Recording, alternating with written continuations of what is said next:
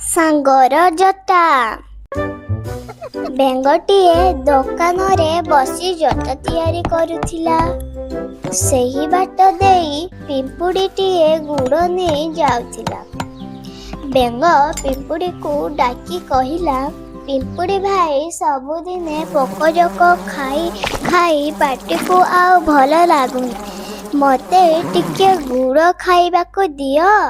ପିମ୍ପୁଡ଼ି କହିଲା, ତୁମେ ଯଦି ମୋ ସାଙ୍ଗ ପାଇଁ ଜଟା ତିଆରି କରିଦେବ ତେବେ ମୁଁ ତୁମକୁ ଅଧା ଗୁଡ଼ ଦେବି।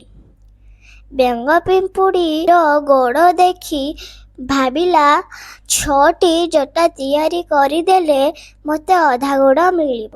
ତେଣୁ ପିମ୍ପୁଡ଼ି କଥାରେ ବେଙ୍ଗ ରାଜି ହୋଇଗଲା।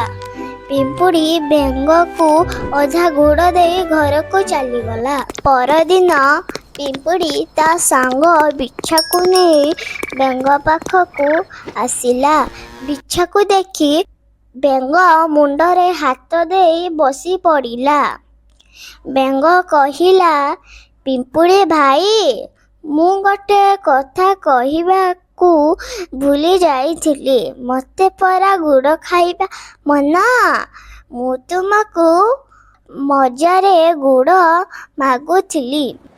ମୁଁ ଏବେ ଦୋକାନ ବନ୍ଦ କରିବି। ତୁମେ ଦୁଇଜଣ ଘରକୁ ଯାଅ।